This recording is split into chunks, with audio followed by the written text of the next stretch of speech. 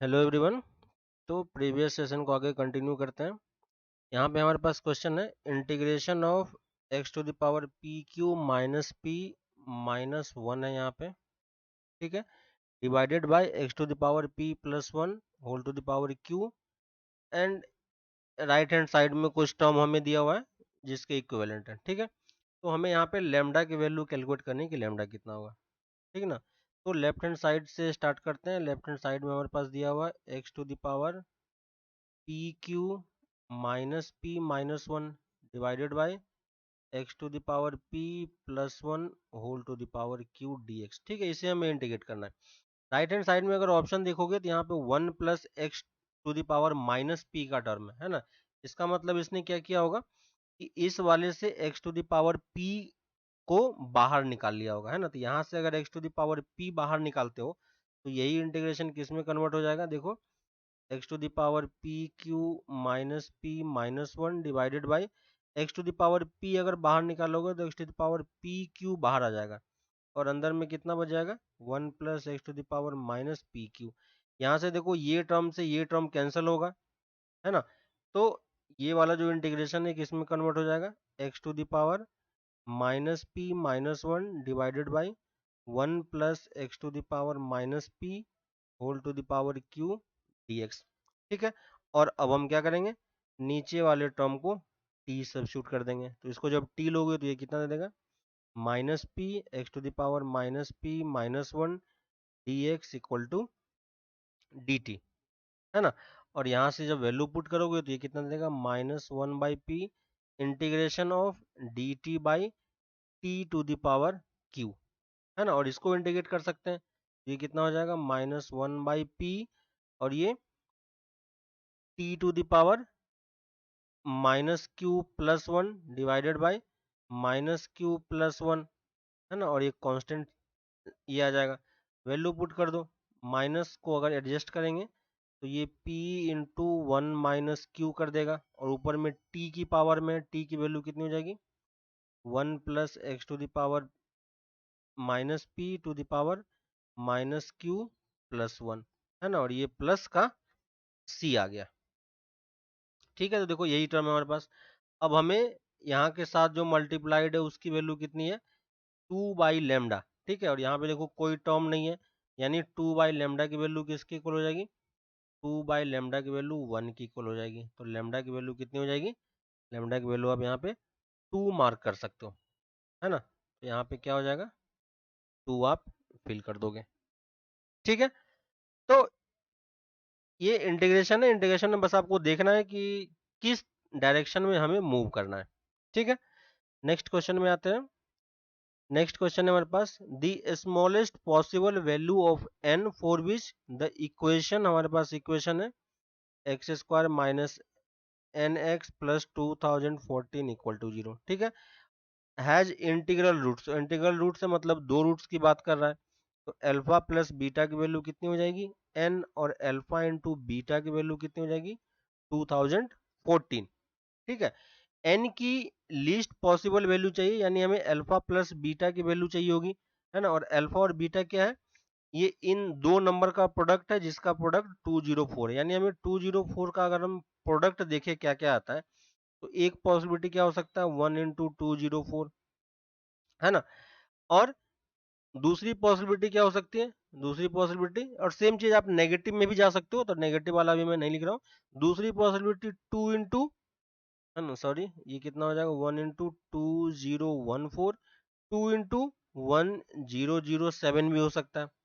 ठीक है, और इसके फैक्टर कितने हो सकते हैं, 19 से देखो ये कैंसिल होगा, तो 19 इंटू 106 भी हो सकता है।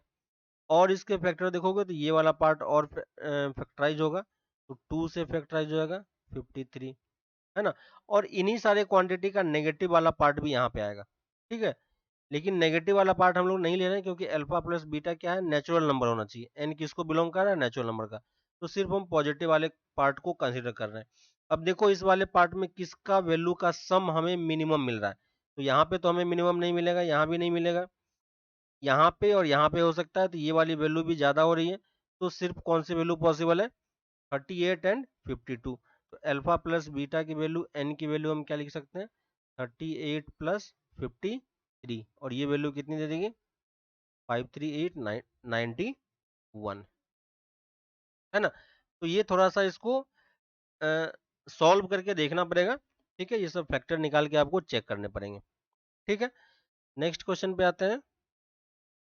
नेक्स्ट हमारे पास एफ एक्स हमारे पास डिफाइन किया हुआ है lambda times square root of 2x+3 और यहाँ पे म्यू एक्स प्लस 12, ठीक है। ये वैल्यू लेस देन 3 के लिए और ये वैल्यू 3 से x की वैल्यू 9 के बीच में लिए।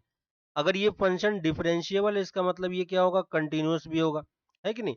और अगर ये कंटिन्यूस होगा तो कॉन्टिन्यूटी वाला लेफ्ट हैंड कॉन्टिन्यूटी और right hand continuity sorry left hand limit और राइट हैंड लिमिट क्या होना चाहिए सेम होना चाहिए। तो 3 पे चेक करेंगे तो यहाँ पे कितना आ जाएगा lambda into square root of 2 into 3+3 और ये वैल्यू किसकी हो जाएगी 3 म्यू प्लस 12, है ना। ये हमसे कहाँ कहाँ से निकाला हमने कॉन्टिन्यूटी वाले पार्ट से, कहाँ पे एट x इक्वल टू 3 पे। तो यहाँ से हमारे पास क्या आ जाएगा रिलेशन, ये कितना हो गया 6 + 3 9, तो ये 3 lambda plus 3 lambda equal to 3 mu plus 12, है ना। और 3 से 3 कैंसिल हो जाएगा तो इसको हम कितना लिख सकते हैं lambda equal to mu plus 4, है ना। तो ये हमारा फर्स्ट इक्वेशन आ गया। दूसरा इक्वेशन हमें डिफरेंशिएबिलिटी से मिलेगा और कहाँ पे एट x इक्वल टू 3 पे ही, है ना। तो लेफ्ट हैंड साइड को अगर डिफरेंशिएट करेंगे तो ये कितना देगा lambda by 2 square root of 2x+3 और ऊपर वाले का डेरिवेटिव 2, ठीक है। 2x का प्लस 3 का डेरिवेटिव 2 इक्वल टू ये किसके इक्वल हो जाएगा म्यू के इक्वल हो जाएगा, है ना। तो यहाँ से देखो 2 से 2 कैंसिल हो गया और x इक्वल टू 3 पुट कर देंगे, 3 पुट करोगे तो यहाँ पे फिर से कितना दे देगा 2 इंटू 3, है ना। तो यहाँ से म्यू की वैल्यू किसके इक्वल हो जाएगी तो ये वाली वैल्यू फिर से 3 हो जाएगी। तो लैम्डा की वैल्यू हम कितनी दे सकते हैं 3 का mu. First equation second equation lambda की वैल्यू यहाँ पे पुट कर दो तो म्यू की वैल्यू किसके इक्वल हो जाएगी 2 के, है ना। और म्यू अगर 2 हो गया तो लैम्डा की वैल्यू 6 आप पुट कर पाओगे, है ना। और हमसे लैम्डा प्लस म्यू की वैल्यू पूछी है तो वो कितनी हो जाएगी लैम्डा प्लस म्यू की वैल्यू आप यहाँ पे 8 मार्क कर सकते हो, ठीक है। नेक्स्ट क्वेश्चन पे आते हैं, ठीक है। नेक्स्ट क्वेश्चन पे आते हैं, यहाँ पे दिया हुआ है let triangle ABC in a triangle ABC coordinate of vertices, ठीक है। तो यहाँ पे एक ट्रायंगल हम लोग ड्रॉ कर लेते हैं। तो ये हमारे पास एक ट्रायंगल हो गया, ठीक है। इसका ये वर्टेक्स है 0,0, ये बी है और ये सी है। Equation of internal bisector of triangle angle ABC, तो एबीसी का इंटरनल बाइसेक्टर लिखोगे, है ना। तो ये एंगल बाइसेक्टर है तो ये इसका इक्वेशन कितना दिया हुआ है x + y = 1 हमें दे रखा है, ठीक है। And mid point of BC, BC का मिड पॉइंट हमें यहाँ पे दिया हुआ है 1,3, ठीक है। इसको अगर m मान ले तो m हमें कितना दिया हुआ है 1,3 दिया हुआ है। तो एक प्रॉपर्टी ट्रायंगल में होती है ना। तो हमसे वर्टेक्स C का कोऑर्डिनेट पूछा है कि C का कोऑर्डिनेट क्या होगा, ठीक है। C का और ये हमसे ऑर्डिनेट पूछा है, ठीक है। तो ऑर्डिनेट मतलब y कोऑर्डिनेट हमें बताना है C का, ठीक है। तो अब यहाँ पे देखो अगर मुझे ये पॉइंट चाहिए तो अब कैसे निकालेंगे, एक पॉइंट हमें दे रखा है। तो जो एंगल बाइसेक्टर होता है, एंगल बाइसेक्टर की प्रॉपर्टी होती है कि अगर एक वर्टेक्स का अगर आप मिरर इमेज लोगे तो ये कहाँ पे लाई करेगा दूसरे वर्टेक्स पे लाई करता है, ठीक है। एक वर्टेक्स का मिरर इमेज दूसरे, इस जैसे ये ए वर्टेक्स है इसका अगर हम मिरर इमेज हम इस लाइन के रिस्पेक्ट में लेंगे तो हमें कहाँ पे मिलेगा ये इस साइड पे कहीं पे मिलेगा, है ना। तो ये इस साइड पे कहीं पे मिलेगा। तो बस हमें करना क्या है इस पॉइंट का मिरर इमेज हमें इस लाइन के रिस्पेक्ट में लेनी है, ठीक है। तो इस लाइन के रिस्पेक्ट में लोगे तो कैसे निकालोगे, तो इस पॉइंट का कोऑर्डिनेट हम अल्फा कॉमा बीटा एज्यूम कर लेते हैं, ठीक है।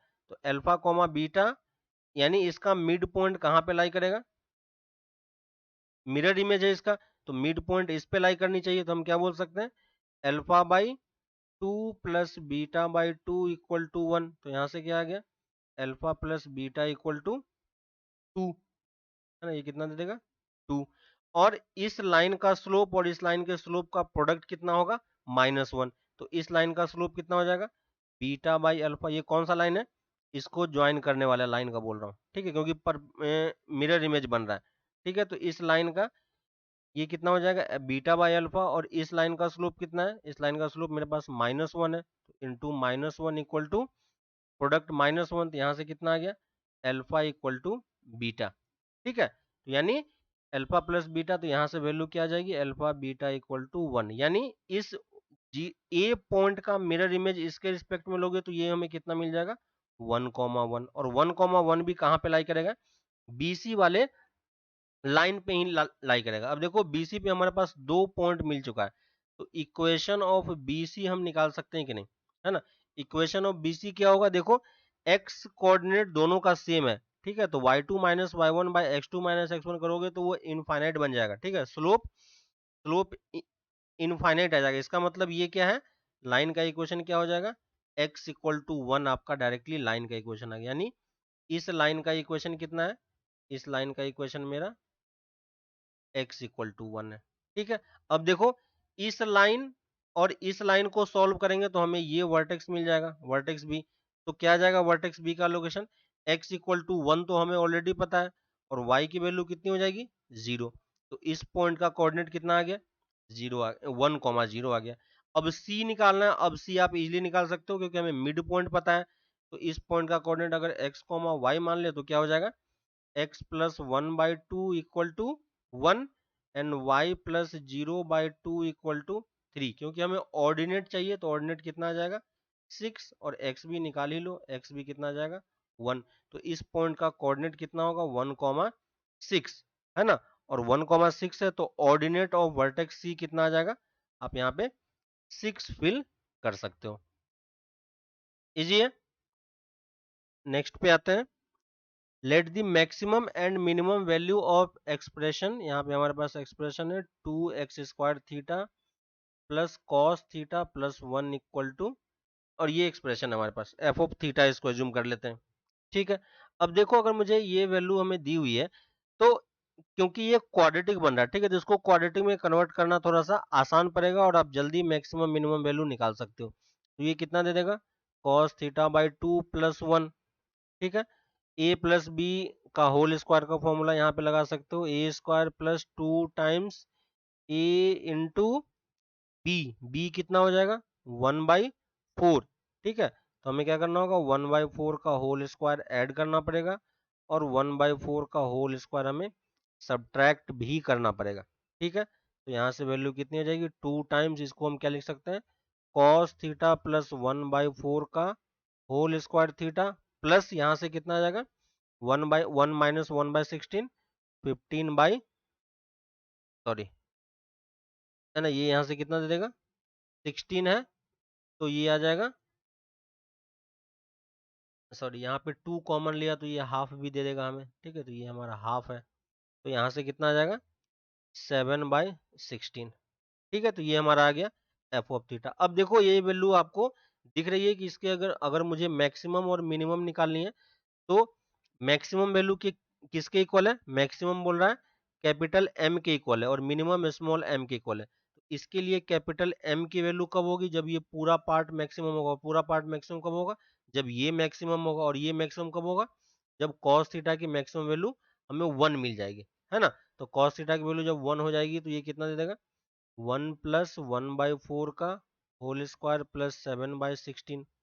ठीक है, ये कितना जाएगा 2 टाइम्स 5/4 का होल स्क्वायर प्लस 7/16, तो कितना दे देगा 25 प्लस 7 32 डिवाइडेड बाई 2, तो ये कितना दे देगा 4, है ना, तो m की वैल्यू कितनी आएगी 4, और स्मॉल m कितना होगा जब इसकी वैल्यू कितनी हो जाएगी m की वैल्यू -1 की इक्वल हो जाएगी, है ना, सॉरी -1 करोगे तो कितना दे देगा, देखो -1 प्लस 1/4, तो ये कितना दे देगा, सॉरी ये क्योंकि और ये वैल्यू हमें मिनिमम कब मिलेगी जब ये कंप्लीट वैल्यू किसके इक्वल हो जाए 0 के इक्वल हो जाए। ठीक है, तो ये 0 के इक्वल पॉसिबल है क्योंकि cos थीटा की वैल्यू 1/4 हो सकता है। ठीक है, तो ये वैल्यू 0 हो जाएगी तो मिनिमम कितना आ जाएगा 2 इंटू 7/16, तो कितना लिख पाएंगे 7/8। हमसे पूछा क्या है capital m by small m की ग्रेटेस्ट वैल्यू, है ना, ग्रेटेस्ट इंटीजर वैल्यू, तो कैपिटल M कितना है हमारे पास 4, डिवाइडेड बाई 7/8, तो ये कितना दे देगा 32/7। और 32/7 की वैल्यू हमारे पास कितनी आ जाएगी, 32/7 निकालो, ये हो गया 4 पॉइंट समथिंग, है ना, कितना दे देगा 4 पॉइंट ये समथिंग वैल्यू आ जाएगी। तो इसकी ग्रेटेस्ट इंटीजर की वैल्यू कितनी आप लिख पाओगे, 4 आप यहाँ पे इजिली लिख सकते हो, है ना। तो यहाँ पे आप कौन सा वैल्यू फिल कर पाओगे, ये वाले में आप यहाँ पे 4 डायरेक्टली फिल कर सकते हो, ठीक है। तो इस तरीके से आप ये क्वेश्चन सॉल्व कर पाओगे, ठीक है। नेक्स्ट क्वेश्चन पे आते हैं। नेक्स्ट है हमारे पास एक फंक्शन हमें दिया हुआ है f(x) = 10x + 1/x, ठीक है। और पूछा है कि लोकल मैक्सिमा और लोकल मिनिमा की बात कर रहा है, तो हमें f डेरिवेटिव निकालना पड़ेगा। तो f' की वैल्यू कितनी हो जाएगी, 10x का डेरिवेटिव sec² x और इसका डेरिवेटिव -1/x², ठीक है। इसको थोड़ा सा सॉल्व कर लो, कॉस में चेंज कर देंगे तो ये क्या हो जाएगा x² cos² x, और ऊपर में क्या आ जाएगा x² - cos² x, ठीक है। और ये ब्रेक करोगे तो कितना होगा x - cos x into x + cos x divided by x² cos² x, और ये हमारा f' है, ठीक है। f' की वैल्यू हमें इक्वल टू 0 करनी है, और हमें सिर्फ कहाँ पे चेक करना है, 0 से π/2 के बीच में, ठीक है। इक्वल टू 0 करोगे तो देखो ये वाला टर्म हमें पॉजिटिव आंसर देगा, यानी दो आंसर होंगे, x = -cos x और x = cos x, ठीक है। cos x का ग्राफ आपको याद है, ये इस टाइप का कर्व होता है, और y = x का कर्व इस तरीके से होता है। तो यहाँ पे हमें एक पॉइंट जरूर मिलेगा, ठीक है। इस पॉइंट को अगर मैं अल्फा बोल दूं तो f' सिर्फ हम किस वाले पार्ट में चेक कर रहे हैं, 0 से π/2 में भी 2 में ही चेक कर रहे हैं, ठीक है। इस तरफ भी एक सॉल्यूशन होगा तो उस वाले सॉल्यूशन पे हम नहीं जा रहे हैं, सिर्फ पॉजिटिव वाले पार्ट पे हम चेक कर रहे हैं। तो x = अल्फा आ गई। अल्फा की वैल्यू अगर चेक करोगे, अल्फा से अगर आप थोड़ी सी ज्यादा वैल्यू लोगे तो अल्फा के राइट हैंड साइड में क्या, कौन सा वाला पार्ट ज्यादा बड़ा होगा, x बड़ा होगा, cos x छोटा होगा, तो ये ओवरऑल वैल्यू क्या आ जाएगी, पॉजिटिव आ जाएगी। ये सारी वैल्यू तो पॉजिटिव है ही, यहाँ पे हमारे पास वैल्यू क्या आ रही है, पॉजिटिव। और अल्फा से पीछे लोगे तो cos ज्यादा हो जाएगा, तो ये वैल्यू हमें नेगेटिव दे देगी। तो ये डेरिवेटिव का साइन हमने चेक किया अल्फा के अराउंड कैसे चेंज हो रहा है। तो अल्फा के अराउंड ये कैसे चेंज हो रहा है, नेगेटिव से पॉजिटिव दे रहा है। तो नेगेटिव से पॉजिटिव आता है, यानी हमें अल्फा पे हमें क्या मिलने वाला है, अल्फा पे हमें लोकल मिनिमा मिलने वाला है ना। तो हमें 0 से π/2 में एक मिनिमा मिल जाएगा, ठीक है। एक मिनिमा, 1 लोकल मैक्सिमा, 1 ये नहीं हो सकता, ये नहीं हो सकता, ठीक है। यहाँ पे देखो ये दोनों ऑप्शन सेम हो गया, इसको आप मिनिमा कर लो, ठीक है। तो आप यहाँ पे बी ऑप्शन मार्क कर सकते हो, एक आपको मिनिमा मिलेगा 0 से π/2 के बीच में, ठीक है। नेक्स्ट क्वेश्चन पे आते हैं।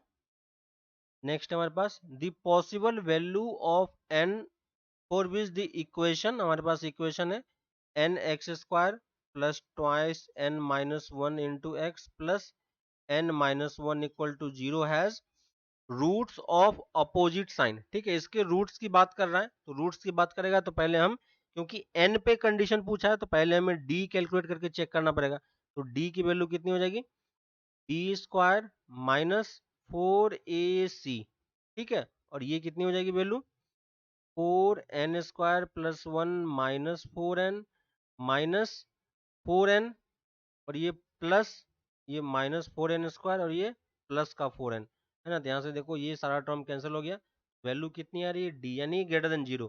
इसका मतलब हमें दो रूट्स तो मिलने वाले हैं, ठीक है। और दो रूट्स ये क्या बोल रहा है, अपोजिट साइन का होना चाहिए। तो अगर अपोजिट साइन का हो जाएगा तो अल्फा बीटा एज्यूम कर लेते हैं, तो अल्फा बीटा का प्रोडक्ट कितना होगा, प्रोडक्ट ऑफ रूट हमारा लेस देन 0 होना चाहिए। और प्रोडक्ट ऑफ रूट की वैल्यू यहाँ पे कितनी है, n - 1/n, ये कितनी होनी चाहिए, लेस देन 0। तो ये कहाँ पे वर्क करेगा, 0 से n के बीच में, है ना। तो इस इनइक्वालिटी की वैल्यू हम क्या लिख पाएंगे, n बिलोंग टू 0 to 1, है कि नहीं। तो कौन सा ऑप्शन मैच कर जाएगा, आपका डी ऑप्शन आप यहाँ पे मार्क कर सकते हो, ठीक है। नेक्स्ट पे आते हैं।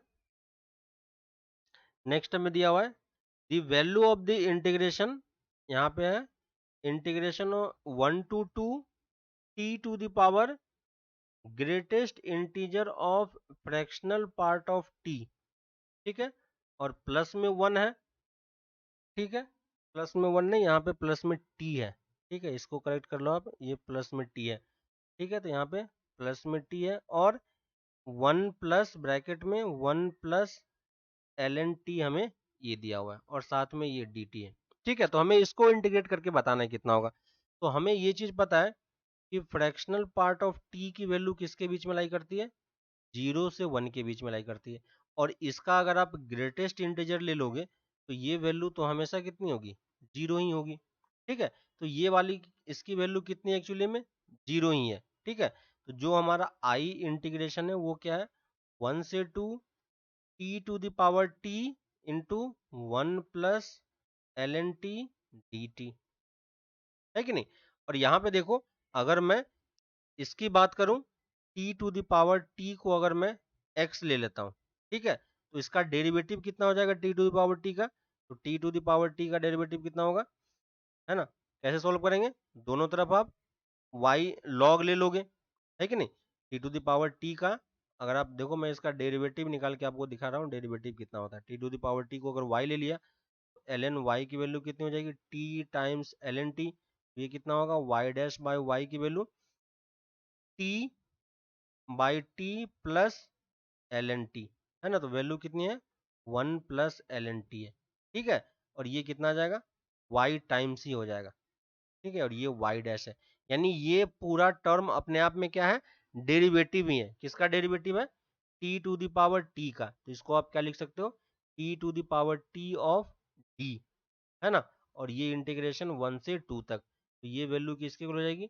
t to the power t 1 से 2 तक, है ना, और ये वैल्यू कितनी हो जाएगी, 2 स्क्वायर माइनस 1, तो वैल्यू कितनी आ जाएगी, फाइनली आपका 3 आंसर आ जाएगा, ठीक है, तो आप कौन सा ऑप्शन मार्क कर सकते हो, आपका यहाँ पे ये डी ऑप्शन मैच कर जाएगा, ठीक है, तो ये वाला चीज आप ध्यान रखो कि ये अपने आप में एक डेरिवेटिव है, ठीक है, इसका डेरिवेटिव अगर आप इसको y ले लेते हो तो ये पूरा टर्म आपका dy बन जाएगा, है ना, यहाँ पे देखो इसको मैंने y ले लिया है, तो ये कंप्लीट टर्म आपका dy बन जाएगा, और वहां से भी आप इसको सॉल्व करके निकाल सकते हो, ठीक है, तो खुद से ट्राई करना एक बार कि क्या आता है, ठीक है, नेक्स्ट क्वेश्चन पे आते हैं।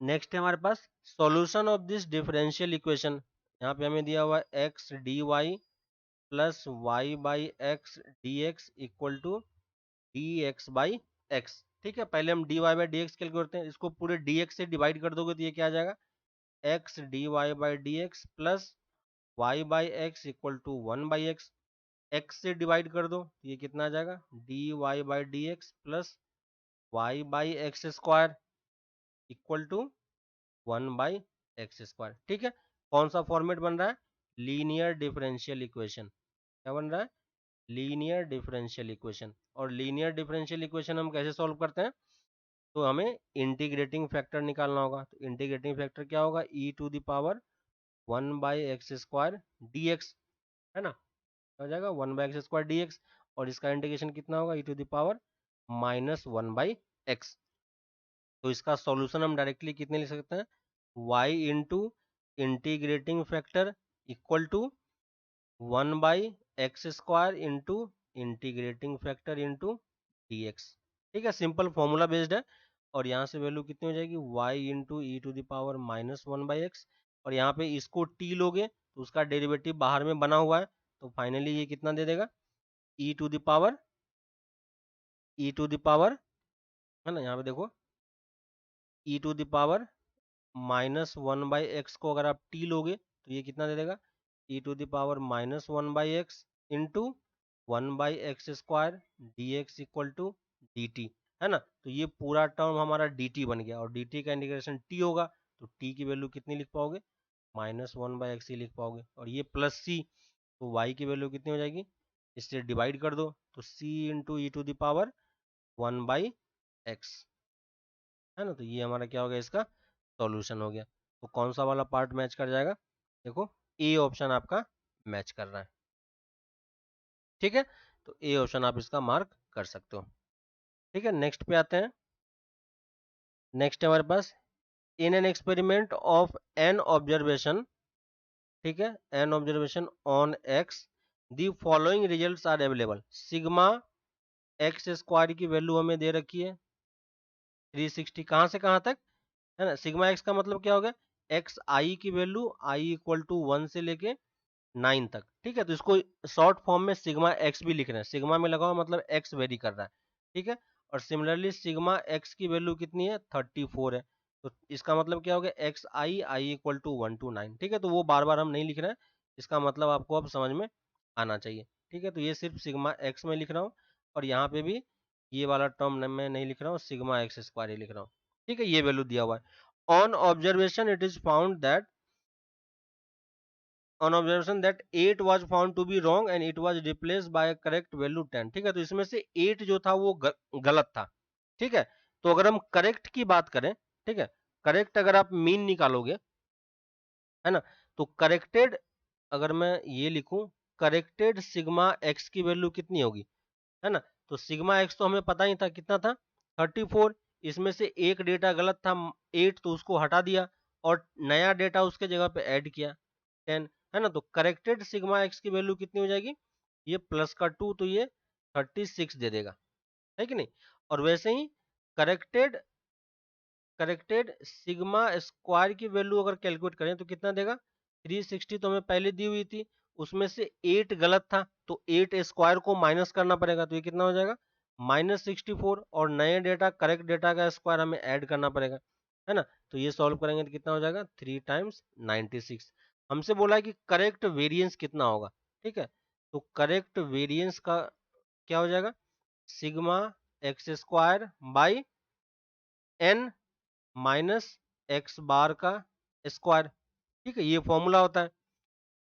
यहाँ पे जो ये सिग्मा स्क्वायर हम लेंगे, ये कौन सा लेंगे, करेक्ट वाला, ठीक है। और मीन कौन सा लेंगे, करेक्ट वाला, ठीक है। तो इसको मैं लिख रहा हूँ sigma x square corrected divided by n की वैल्यू कितनी हो जाएगी, एन की वैल्यू अभी भी 9 है, माइनस सिग्मा को हम क्या लिखेंगे, corrected sigma x divided by n का होल स्क्वायर, ठीक है। दोनों वैल्यू आप निकाल चुके हो, बस आप यहाँ पे पुट कर दो। ये कितना हो जाएगा, 396/9 माइनस 36/9 का होल स्क्वायर, ठीक है। सिंप्लीफाई कर सकते हो, 44 माइनस 16 तो कितना आ जाएगा, 28।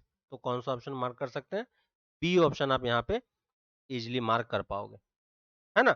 तो इस तरीके से आप ये क्वेश्चन सॉल्व कर सकते हो, ठीक है। तो अभी के लिए इतना ही रखते हैं, फिर नेक्स्ट क्लास में इसको हम आगे कंटिन्यू करेंगे। तब तक आप क्वेश्चंस प्रैक्टिस करते रहो, ठीक है। कुछ भी डाउट आता है तो आप पूछना, ठीक है। तो मिलते हैं फिर नेक्स्ट क्लास में, चलो बाय।